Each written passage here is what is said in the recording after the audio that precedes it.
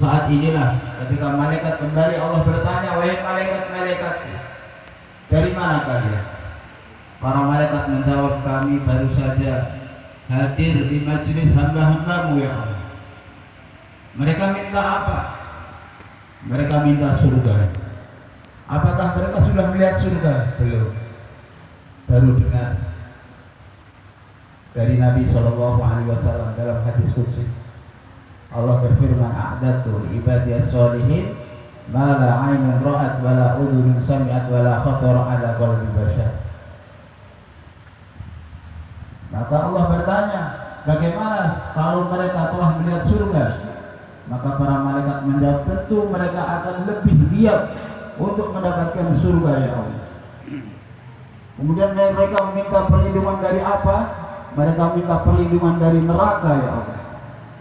Apakah mereka pernah melihat neraka? Belum. Bagaimana seandainya mereka telah melihat neraka? Tentu akan lebih giat lari menjauh dari neraka ya Allah.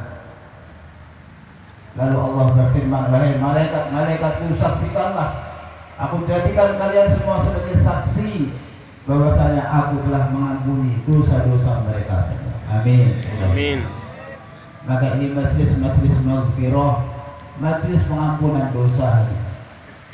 Maka kita bersyukur Allah telah memudahkan langkah kita.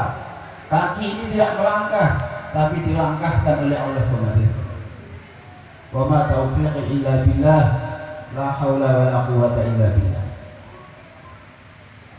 Mudah-mudahan Allah Subhanahu wa taala senantiasa memudahkan kaki kita untuk melangkah ke majlis-majlis yang mubarak, majlis-majlis yang penuh rahmat, majlis-majlis maghfirah seperti ini. Amin Allahumma amin. Amin. Yang kedua, tidak lupa salawat serta salam mudah-mudahan senantiasa Allah Subhanahu wa taala curahkan ke atas junjungan kita Nabi Agung Nabi besar Muhammad sallallahu alaihi wasallam serta keluarganya, para sahabatnya, zuriatnya, keturunannya hingga hari kiamat, dan mudah-mudahan berubah kepada kita sekalian, umatnya yang berusaha untuk mengikuti sunnah-sunnah beliau, melanjutkan perjuangan beliau. Mudah-mudahan pada hari kiamat kita diakui beliau sebagai umatnya dan dimasukkan oleh Allah dalam golongan umat yang mendapatkan syafaat uzma dari beliau. Amin Allahumma amin. Hadirin wal hadirat rahimakumullah. Pada hari ini di seluruh dunia umat Islam sedang bergembira, merayakan Maulid, merayakan hari kelahiran baginda Nabi besar Muhammad sallallahu alaihi wasallam. Caranya bermacam-macam, setiap negara beda-beda. Tapi yang jelas semua sedang bergembira. Ada yang dulu, ada yang tepat tanggal 11 malam 12, ada yang setelahnya. Yang jelas pada bulan ini, bahkan bukan hanya pada hari ini, sejak tanggal 1 Rabiul Awal, di setiap langgar, setiap musola, setiap masjid, di rumah-rumah dibacakan sholawat ke atas baginda Nabi besar Muhammad sallallahu alaihi wasallam. Hadirin wal hadirat rahimakumullah. Seberapa hebat pun perayaan yang kita laksanakan, seberapa banyak pun sholawat yang kita baca, ada yang satu hari 1000, ada yang sehari 10.000, ada yang satu hari 15.000, ada yang sehari 25.000 tadi sholawat. Berbagai macam. Sahabat bertanya, ya Rasulullah, berapa waktu kami gunakan untuk bersalawat kepada Engkau? Apakah separuh waktu kami? Silahkan pada Nabi. 2/3 silahkan juga. Seluruh waktu silahkan. Orang yang paling dekat denganku pada hari kiamat, orang yang paling banyak membaca sholawat kepada waktu hidup ini. Semakin kita banyak membaca sholawat, semakin kita akan dekat dengan Rasulullah Shallallahu Alaihi Wasallam nanti di hari kiamat di surganya Allah Subhanahu Wa Taala. Hadirin yang dirahmati Allah Subhanahu Wa Taala, maka macam-macam. Dan saya sampaikan bahwa seberapa besar, seberapa banyak uang yang kita belanjakan, seberapa banyak pikir yang kita kerahkan, curahkan untuk perayaan Maulid itu belum bisa menunaikan hak kita untuk bersolawat kepada Nabi Shallallahu Alaihi Wasallam. Sebagaimana Rasulullah telah berdoa bermunajat kepada Allah Subhanahu Wa Taala, la uhsi tsana'an 'alaika kama anta asnaita 'ala nafsi. Sebagaimana Allah Subhanahu Wa Taala memuji dirinya, begitu juga Allah Subhanahu Wa Taala memuji kekasihnya baginda Nabi besar Muhammad Shallallahu Alaihi Wasallam. Sejak dulu, sejak Rasulullah Shallallahu Alaihi Wasallam diangkat menjadi Nabi sampai sekarang, sampai hari kiamat, berapapun khatib-khatib berkhutbah menjelaskan keutamaan baginda Nabi, jasa-jasa baginda Nabi, seberapa banyak pun para penyair-penyair menulis kitab-kitab maulid yang hari ini tersebar di seluruh dunia. Ada maulid Berzanji, ada maulid Ad-Dibai, ada Simtud Durar, ada juga kitab-kitab yang lain di seluruh penjuru dunia. Setiap negara mereka memiliki kitab maulid yang ditulis oleh ulama-ulama dan juga yang ditulis oleh para habaib. Betul, Yai Haji Maimun Zubair rahimahullah beliau mengatakan bahwa karya-karya para habaib tentang maulid itu tidak bisa ditandingi oleh ulama sehebat apapun. Tetap maulid, kitab-kitab maulid, qasidah burdah sekalipun, tetap yang paling bagus adalah karya-karya yang ditulis oleh para habaib, para keturunan baginda Nabi Shallallahu Alaihi Wasallam. Tapi itu pun jauh sebelum hari ini kita memperdebatkan kitab maulid, siapa yang menyusun pertama kali. Jauh sebelum kitab-kitab maulid ditulis, Allah Subhanahu Wa Taala sudah sendiri, Allah Subhanahu Wa Taala sendiri telah memuji kekasihnya baginda Nabi besar Muhammad Sallallahu Alaihi Wasallam. Hari ini orang-orang sudah bukan zamannya berdebat apa hukumnya baca maulid. Maulid ada dalam Al-Quran. Memang Allah Subhanahu Wa Taala merintahkan la nufarriqu baina ahadin, kita tidak boleh membeda-bedakan. Tapi Allah Subhanahu Wa Taala sendiri telah membedakan kekasihnya baginda Nabi besar Muhammad Shallallahu Alaihi Wasallam di antara para nabi. Beliau adalah satu-satunya nabi yang anggota badannya Allah sebutkan satu persatu di dalam Al-Quran. Kalau Nabi Musa hanya ditanya, wa ma tilka biyaminika ya Musa, wahai Musa, apa yang ada dalam tangan kananmu? Qala hiya asaya, atawaqqu aku gunakan untuk bersandar, ini tongkatku ya Allah. Sekali. Tapi Rasulullah Shallallahu Alaihi Wasallam, Allah Subhanahu Wa Taala berfirman, alam nashrah laka sadrak, dada Rasulullah Allah sebut dalam Al-Quran. Alladzi anqadha dhahrak, punggung Nabi Allah sebut dalam Al-Quran. La tuharrik bihi lisanak, lidah Rasulullah Allah sebut dalam Al-Quran. Wala tamuddanna 'ainaik, kedua mata Nabi sallallahu alaihi wasallam Allah sebut dalam Al-Quran. La taj'al yadaka, tangan Rasulullah Allah sebut dalam Al-Quran. Maghlulatan ila ununik, leher Nabi Allah sebut dalam Al-Quran. Semua. Dan terakhir Allah berfirman, amruk, demi zat kamu wahai Muhammad, dari ujung rambut sampai ujung kaki, satu-satunya nabi yang seluruh anggota badannya Allah sebut dalam Al-Quran. Kalau bukan maulid apa? Ini maulid yang Allah Subhanahu Wa Taala. Dengan Allah memuji dirinya, Allah memuji kekasihnya, maka kita sehebat apapun karya kita nggak bisa menandingi kehebatan Al-Quran. Allah Subhanahu Wa Taala sendiri telah menantang wahai manusia, jika kalian mampu, buatlah, jangankan satu surah, satu ayat pun buat seperti Al-Quran. Seluruh manusia tidak ada yang mampu. Maka kaum muslimin dan muslimat rahimakumullah, Allah Subhanahu Wa Taala sendiri telah membacakan maulid baginda Nabi, keistimewaan baginda Nabi Shallallahu Alaihi Wasallam di antara para nabi lain. Begitu juga nabi-nabi yang lain, Allah Subhanahu Wa Taala memanggil hanya dengan namanya. Ya Adam, uskun anta wa zawjukal jannah, ya Nuh ihbit bisalamin minna, ya Ibrahim, ya Yahya khudil kitaba biquwwah. Allah panggil namanya. Ya Musa wa ma tilka biyaminika ya Musa, ya Isa bin Maryam. Allah manggil semua nabi hanya dengan panggilan nama. Tapi giliran memanggil kekasihnya baginda Nabi besar Muhammad sallallahu alaihi wasallam, maka Allah tidak pernah memanggil dengan namanya, selalu memanggil dengan gelarnya. Ya ayyuhal muzammil, ya ayyuhal muddaththir, ya ayyuhar rasul, ya ayyuhan nabi. Seandainya disebut nama, maka Muhammadur Rasulullah, wa ma Muhammadun illa rasul, ma kana Muhammadun aba ahadin min rijalikum walakin Rasulullah. Selalu ada tambahannya Rasulullah. Ketika memanggil para nabi hanya dengan namanya, seorang gubernur, seorang bupati kita panggil dengan namanya, maka itu pelecehan. Marah dia. Jangankan bupati, camat saja, lurah saja, kita panggil dengan namanya saja, maka dia akan marah, tersinggung. Orang yang punya gelar dia akan bangga ketika dipanggil dengan gelarnya.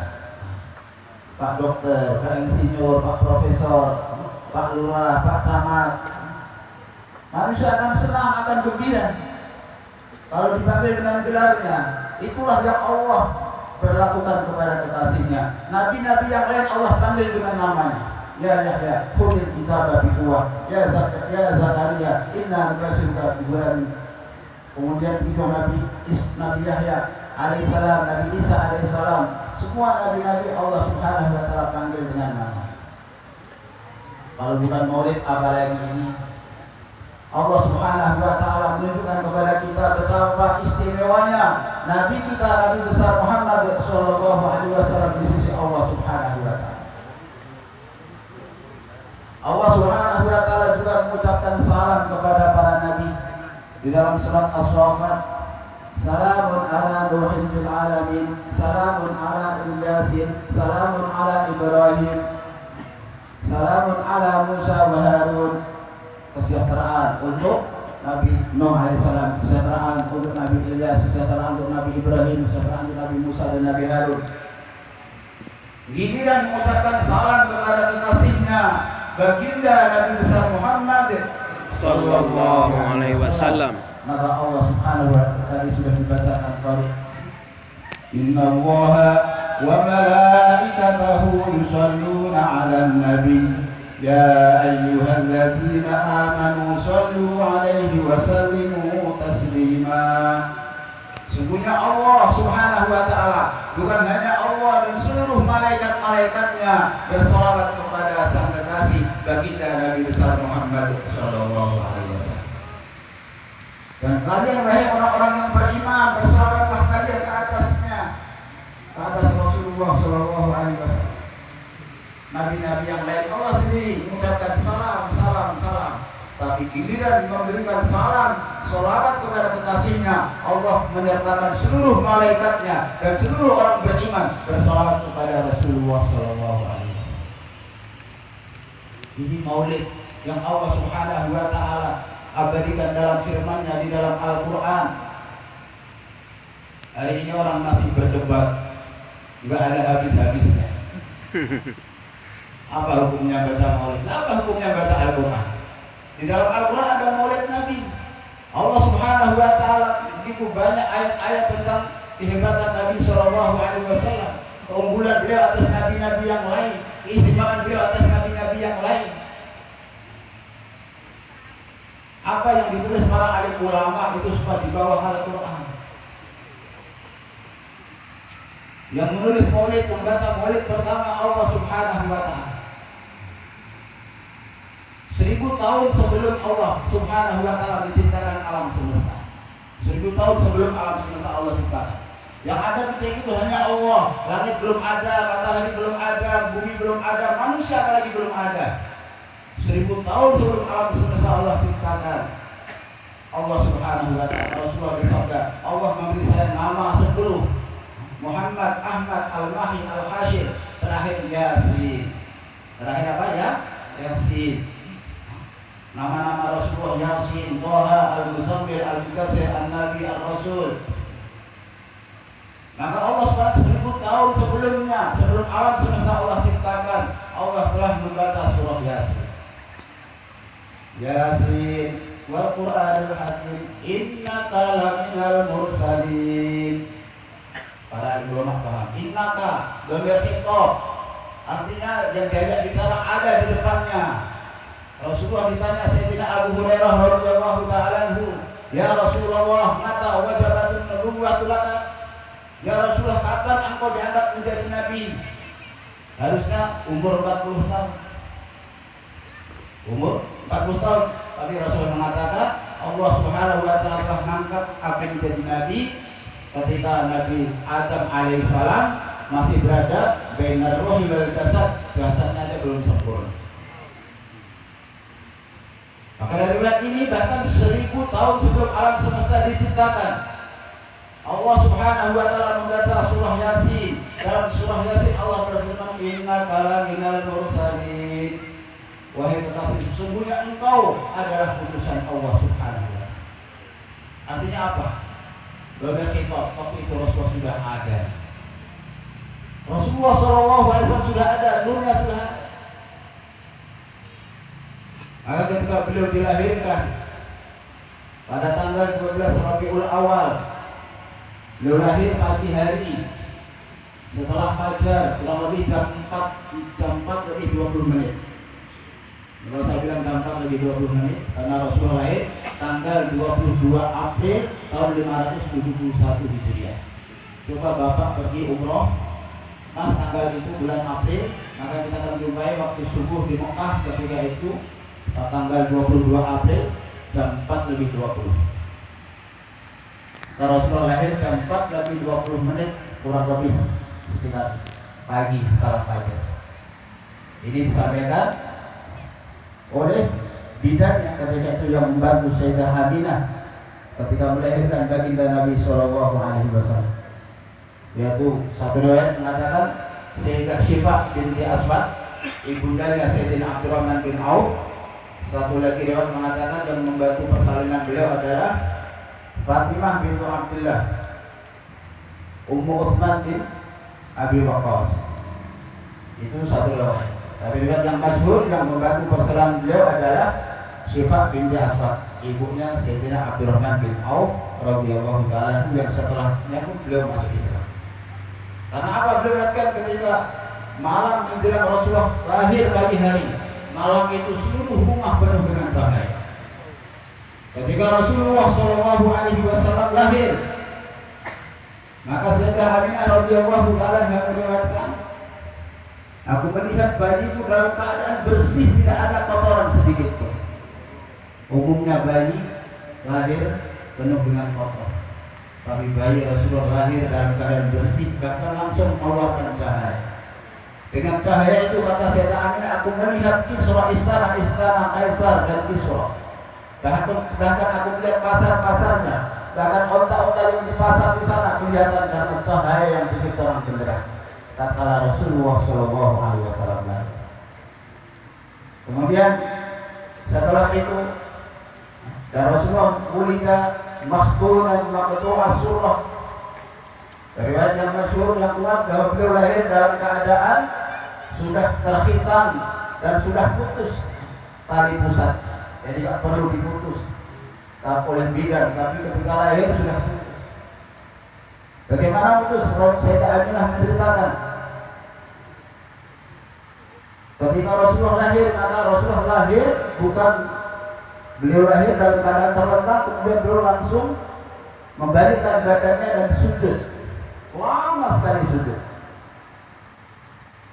sekali sujud, kemudian datang kata Sayyidah Aminah, datang mendung ke dalam rumah, kemudian menyebabkan bayi Muhammad tidak kelihatan oleh aku. Kemudian terdengar suara mengatakan, tufu bi Muhammadin ila masyariqil ardi wa magharibiha. Bawa Muhammad keliling ke timur, ke barat, ke utara, ke selatan. Wa adkhiluhu fil bihar, bahkan masukkan ke lautan, ke samudra. Lita'lamu min ismihi, lita'lamu bi ismihi ismihi wa na'tihi, supaya semua manusia di seluruh alam mengenal namanya dan mengenal sifat-sifat. Kemudian terdengar oleh beliau, bayi baru lahir, sujud lama. Setelah sujud lama, kemudian beliau mengangkatkan tangannya, mengangkat tangan kanan sambil masih dalam keadaan sujud. Beliau memberikan isyarat pesan kepada semua umatnya, sebagaimana pesan pada saat beliau mau wafat, as-salat, as-salat, wahai umatku jaga salat. Maka Rasulullah begitu lahir beliau sujud memberikan pesan kepada para pejabat, kepada para sultan, kepada seluruh umatnya, kepada para menteri, kepada para pedagang, kepada para bisnismen, sesibuk apapun kalian, jangan pernah tinggalkan sholat. Begitu beliau lahir, beliau langsung sujud. Ini memberikan pesan, menyampaikan pesan kepada kita sekalian, hadirin wal hadirat rahimakumullah. Jangan sampai karena sibuk urusan dunia, jangan sibuk karena urusan dagang, jangan sibuk karena urusan kantor, jangan karena sibuk urusan sawah, kita meninggalkan sholat, sujud di hadapan Allah Subhanahu wa Ta'ala yang telah menciptakan kita dari tidak ada menjadi. Setelah itu maka dielankan Sayyidah Aminah mendengar, waktuhu, berikan kepada bayi ini, bayi Nabi Muhammad Sallallahu Alaihi Wasallam, khuluqa Adam, akhlaknya Nabi Adam alaihi salam, wa ma'rifat Syekh, dan ma'rifatnya Nabi Syekh alaihi salam, wa syuja'ata Nuh, dan keberanian Nabi Nuh alaihi salam, wa khullata Ibrahim alaihi salam, dan khalilnya, bahkan Nabi Ibrahim Khalilullah, ya adalah kekasih Allah. Berikan kepada bayi ini juga sifat yang telah dimiliki oleh Nabi Ibrahim sebagai kekasih Allah, berikan kepada bayi ini juga. Wa lisana Ismail, dan lidahnya Nabi Ismail alaihissalam. Ketika Nabi Ismail ditanya oleh ayahnya, wahai anakku, bagaimana pendapat kamu? Aku bermimpi, aku diperintah Allah untuk menyembelihmu. Maka Nabi Ismail alaihissalam menjawab, ya abadi fa'al ma tu'mar, satajiduni insyaallah minas shabirin.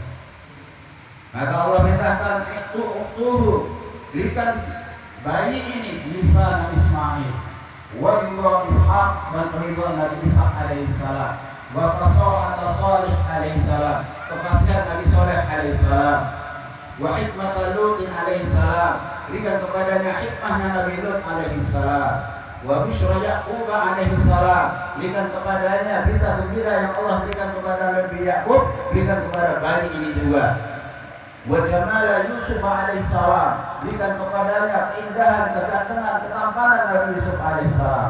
Wa syiddata Musa, dan ketegasan Nabi Musa alaihissalam. Wa ta'ata Yunus, berikan kepadanya ketaatan Nabi Yunus alaihissalam.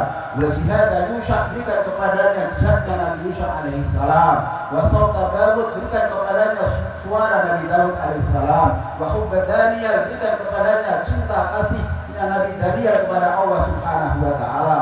Wa wiqara Ilyas alaihissalam, berikan kepadanya kewibawaan Nabi Ilyas alaihissalam. Wa ismata Yahya, berikan kepada bayi ini ismat yang maksumnya Nabi Yahya alaihissalam, dan berikan kepadanya zuhda Isa alaihissalam, berikan kepadanya juga sifat zuhudnya Nabi Isa alaihissalam. Wa misuhu fi akhlaqin nabiyyin ajma'in, dan celupkan dia, masukkan dia ke dalam akhlaknya dalam 124.000 nabi dan rasul. Berkumpul di dalam kekasih kita, junjungan kita, Nabi besar Muhammad sallallahu alaihi wasallam, akhlak seluruh para nabi alaihi wassalatu wa taslimah. Maka hadirin wal hadirat rahimakumullah, di Nabi sallallahu alaihi wasallam diberi karunia oleh Allah Subhanahu wa taala. Ini Allah Subhanahu wa Ta'ala sebutkan dalam Al-Quran. Ini maulid Allah Subhanahu wa Ta'ala sendiri yang telah membayangkan, menceritakan kepada kita, memperdengarkannya kepada kita. Hari ini kita masih sibuk menyalahkan orang yang baca maulid disalah-salah. Sementara Allah Subhanahu wa Ta'ala sendiri telah membaca maulid Nabi kita. Supaya apa? Supaya kita meneladani beliau. Maka kaum muslimin wal muslimat rahimakumullah, dalam acara maulid ini kesempatan untuk kita meneladani beliau. Tadi juga sudah dibacakan, laqad kana lakum fi rasulillahi uswatun hasanah. Kenapa Allah mengatakan uswatun hasanah? satu teladan yang indah, bukan memakai kata yang lain yang jamil, uswatun jamilah, tapi uswatun hasanah, teladan yang indah. Karena untuk keindahan tidak perlu dalil. Kalau kesempurnaan, uswatun kamilah, satu kesempurnaan yang satu uswah teladan yang sempurna. Allah bisa. Laqad kana lakum fi rasulillah uswatun kamilah. Tapi kenapa Allah memilih uswatun hasanah? Karena apa? Karena untuk keindahan tidak perlu dalil. Kalau untuk kesempurnaan perlu dalil. Kita pergi ke pantai, kemudian kita bilang, wah pantainya indah. Orang bilang, mana dalilnya? Kok tanya dalil? Indah ya dilihat sendiri. Indah tidak perlu dalil. Pergi ke gunung melihat pemandangan yang indah tidak perlu dalil. Untuk itulah maka Allah menggunakan uswatun hasanah, bukan uswatun kamilah, tapi uswatun hasanah, satu teladan yang indah untuk diri kita, untuk umatnya hingga hari ini. Maka kaum muslimin